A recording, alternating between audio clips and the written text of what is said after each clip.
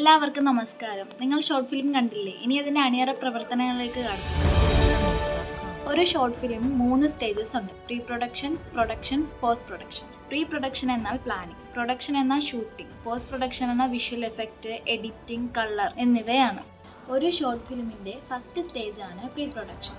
Pre പ്രൊഡക്ഷനിൽ പ്ലാനിങ്ങുമായി ബന്ധപ്പെട്ട ഒരുപാട് കാര്യങ്ങൾ ഉൾക്കൊള്ളുന്നു. Idea of story, concept development, story development, character selecting, script and dialogue, storyboarding, location and idea of setting, background designing, property design എന്നിവയെല്ലാം pre പ്രൊഡക്ഷനിൽ ഉൾക്കൊള്ളുന്നു. പ്രീ പ്രൊഡക്ഷനിലെ ഇമ്പോർട്ടൻറ്റ് സ്റ്റേജ് എന്നാൽ ബഡ്ജറ്റും കാസ്റ്റ് ആൻഡ് ക്രൂവുമാണ്. പ്രൊഡക്ഷൻ ഷെഡ്യൂൾ എന്നിവയും ഉൾക്കൊള്ളുന്നു. Pre പ്രൊഡക്ഷനിൽ ഒരുപാട് സാമ്പത്തികമായ ചോദ്യങ്ങൾ നേരിടേണ്ടി വരും. ഉപകരണങ്ങൾ വാങ്ങണമോ അതോ റെൻറ്റിനെടുക്കണമോ, ലൊക്കേഷൻ എടുക്കണമോ അതോ സെറ്റിനിടണമോ, ലൊക്കേഷൻ ആണെങ്കിൽ അതിൻ്റെ ഉടമസ്ഥാവകാശത്തിലുണ്ടാകുന്ന പ്രശ്നങ്ങൾ എന്നിവയെല്ലാം. ഇനി ഫിലിം പ്രൊഡക്ഷൻ്റെ രണ്ടാമത്തെ സ്റ്റേജായ പ്രൊഡക്ഷനിൽ shooting, recording, stage arrangement, light, sound, video shoot, still light, photograph, planning എന്നിവ ഉൾക്കൊള്ളുന്നു. പ്ലാനിങ്ങിൽ എന്തെങ്കിലും മിസ്റ്റേക്ക് ഉണ്ടെങ്കിൽ അതൊരു നഷ്ടമായിട്ട് പ്രൊഡക്ഷനിൽ ഉൾക്കൊള്ളും. ഏതൊരു ഫിലിമിൻ്റെയും ഷോർട്ട് ഫിലിമിൻ്റെയും കേന്ദ്ര ബിന്ദു എന്ന് പറയുന്നത് സ്റ്റോറിയാണ്. സ്റ്റോറി കോൺസെപ്റ്റിനെ കുറിച്ച് നമ്മളോട് സംസാരിക്കുന്നതിന് വേണ്ടി സിമൽ ഷിഫാനെ ക്ഷണിക്കുന്നു. ഞങ്ങളിവിടെ നിർമ്മിച്ചിരിക്കുന്ന ഷോർട്ട് ഫിലിം വേണമെങ്കിൽ ഒരു മൈക്രോ ഷോട്ട് എന്ന് തന്നെ പറയാം. ഈ ഫിലിം നിർമ്മിക്കുമ്പോൾ ഞങ്ങൾ പ്രധാനമായും ശ്രദ്ധിച്ച 3 കാര്യങ്ങളുണ്ട്. 1. കുട്ടികൾക്ക് വളരെയധികം എളുപ്പത്തിൽ മനസ്സിലാക്കാനും അവർക്കത് അവതരിപ്പിക്കാനും കഴിയണമെന്നുള്ളതാണ്. 2. സാമ്പത്തികപരമായ കാര്യങ്ങൾ ചുരുക്കാനും ശ്രമിച്ചു. കൂടാതെ ഈ ഫിലിം നിർമ്മിച്ചിരിക്കുന്നത് ഡിജിറ്റൽ, ലൈവ് ആക്ഷൻ, എഡിറ്റിംഗ് എന്നീ സംവിധാനങ്ങളും കൂടി ഉപയോഗിച്ചാണ്.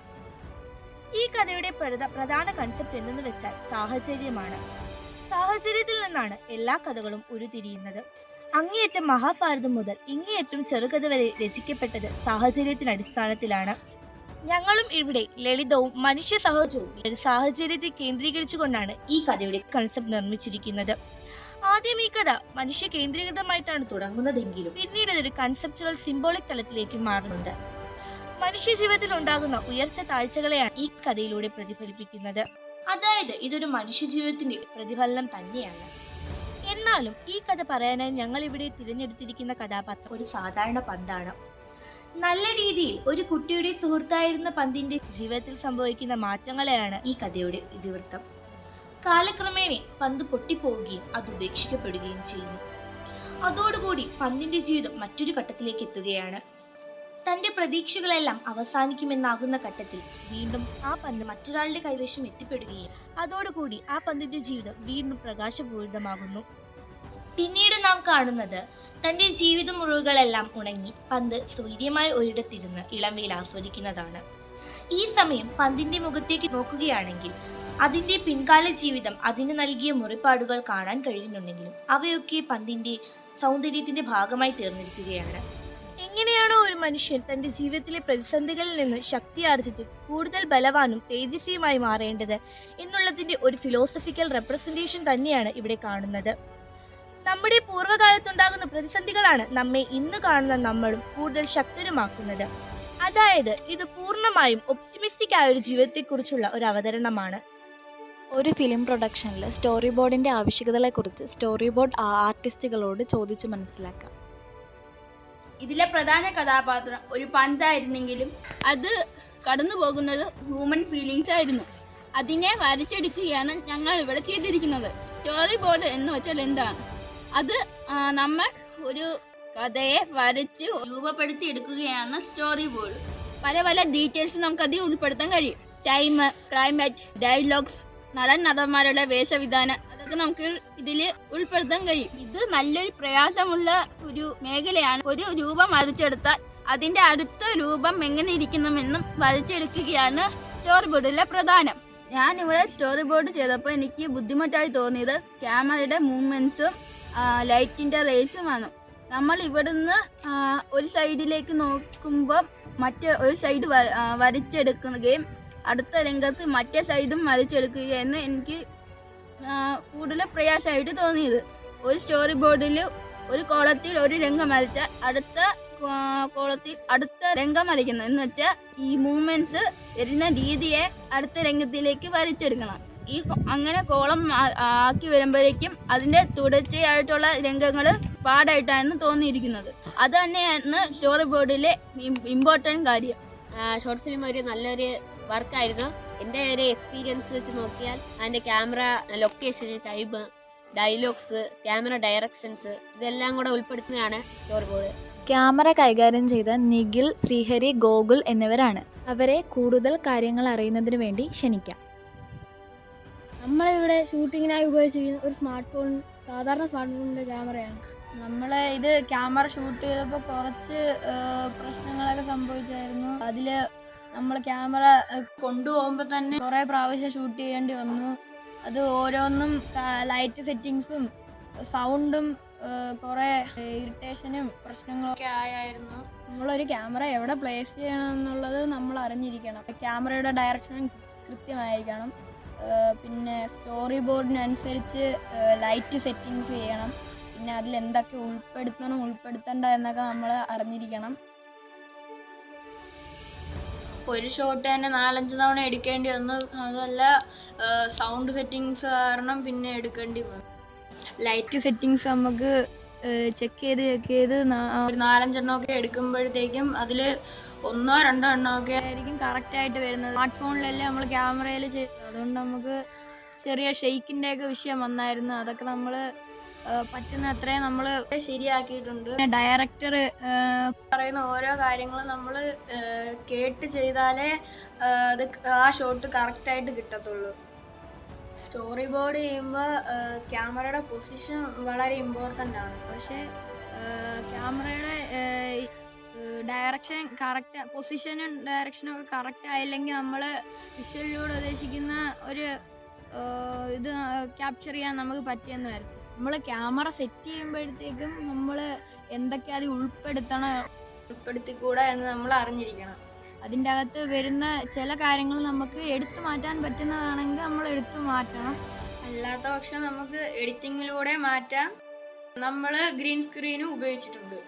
കേബിള് എന്നിവയൊക്കെ ആണെങ്കിൽ നമുക്ക് എടുത്തു മാറ്റാൻ പറ്റും. പക്ഷേ ഫിറ്റി അതിൽ എഴുതിയിരിക്കുന്ന കാര്യങ്ങൾ അതൊക്കെ നമുക്ക് എടുത്തു മാറ്റാൻ പറ്റാത്തത് കൊണ്ട് നമ്മൾ അവിടെയൊക്കെ ഗ്രീൻ സ്ക്രീനാണ് ഉപയോഗിക്കുന്നത്. ഫോണിലാണ് ചെയ്യുന്നതെങ്കിൽ നമ്മൾ ആദ്യമേ തന്നെ ചെക്ക് ചെയ്തിരിക്കണം. നമ്മൾ ഫോക്കസ്, പിന്നെ പുറത്തുനിന്ന് ലൈറ്റാണ് നമ്മൾ കൊണ്ടുവരുന്നതെങ്കിൽ അത് അഡ്ജസ്റ്റ് ചെയ്ത് കറക്റ്റായിട്ട് വെക്കണം. പിന്നെ വേണ്ടാത്ത ലൈറ്റുകൾ അത് നമ്മൾ ഒഴിവാക്കണം.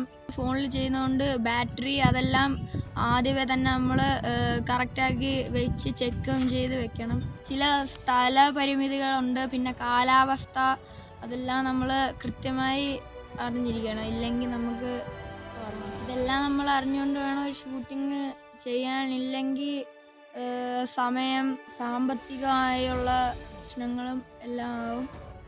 ഫിലിം പ്രൊഡക്ഷനിലെ 3ാമത്തെ സ്റ്റേജാണ് post production. Editing, effect, sound adjust എല്ലാം പോസ്റ്റ് പ്രൊഡക്ഷനിൽ ഉൾക്കൊള്ളുന്നു. ഏതൊരു ഫിലിം പ്രൊഡക്ഷനിലെയും പ്രധാന ഘടകമാണ് എഡിറ്റിംഗ്. എഡിറ്റിംഗ് കൈകാര്യം ചെയ്ത നവീൻ, നബീൽ, തേജസ് എന്നിവരോട് കൂടുതൽ കാര്യങ്ങൾ ചോദിച്ചറിയാം. നബീൽ, ഷോർട്ട് ഫിലിമിൻ്റെ എഡിറ്റിങ്ങുമായി ബന്ധപ്പെട്ട് കൂടുതൽ കാര്യങ്ങൾ നമ്മളോട് പങ്കുവെക്കാമോ? ഒരു സിനിമയിലെ സുപ്രധാനപ്പെട്ട ഭാഗമാണ് പോസ്റ്റ് പ്രൊഡക്ഷൻ ഭാഗം. അതിലാണ് സിനിമയുടെ എഡിറ്റിംഗ് വരുന്നത്. എഡിറ്റിംഗ് ഒറ്റ സ്റ്റെപ്പിൽ തീരുന്ന പ്രക്രിയയല്ല, പകരം ഒരുപാട് കാര്യങ്ങളാണ് ചെയ്യാറുണ്ട്.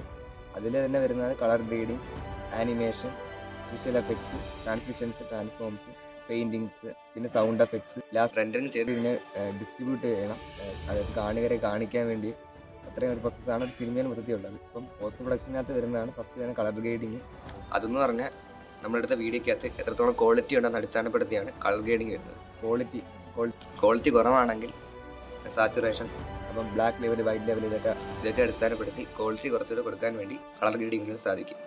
അങ്ങനെ വീഡിയോ കുറച്ചും കൂടെ നല്ല പഴയ ക്വാളിറ്റിക്കാട്ടിലും നല്ല പെർഫെക്റ്റ് ആയിട്ട് ഒരു ക്വാളിറ്റി കൊടുക്കാൻ വേണ്ടി കഴിയും. ഗ്രീൻ സ്ക്രീൻ എന്ന് വെച്ചാൽ ഷൂട്ട് ചെയ്ത ബാക്ക്ഗ്രൗണ്ടിൽ നിന്നും ഒരു ഒബ്ജക്റ്റിനെ മാറ്റി സിനിമയ്ക്ക് സ്യൂട്ടബിൾ ആയിട്ടുള്ള ഒരു ബാക്ക്ഗ്രൗണ്ടിൽ സ്ഥാപിക്കുക.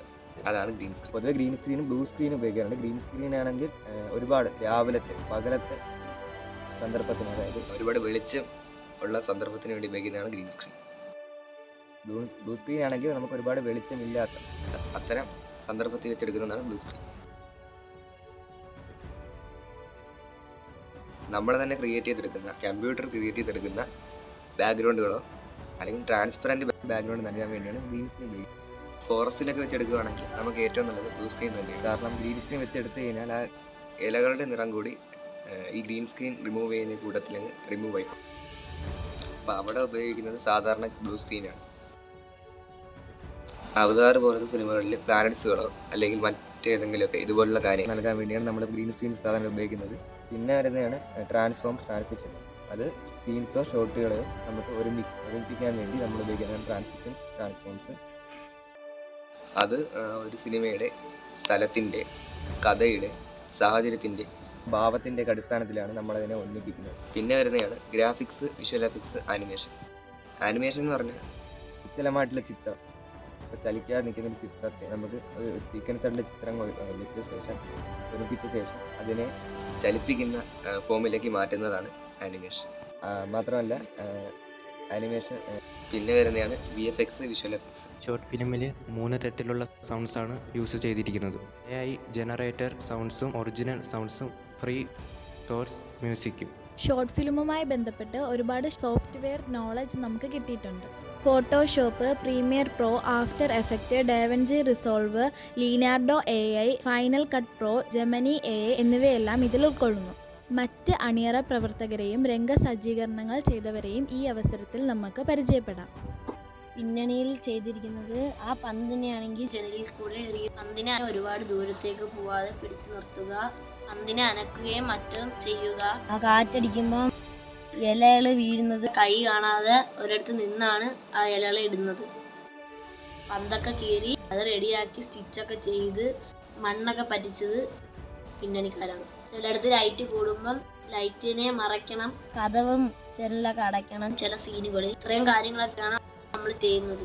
ഡയറക്ടർ പറയുന്ന പൊസിഷനിലോട്ട് നമ്മൾ കൈയൊന്നും കാണാതെ കൃത്യമായിട്ട് പന്ത് എറിയണം.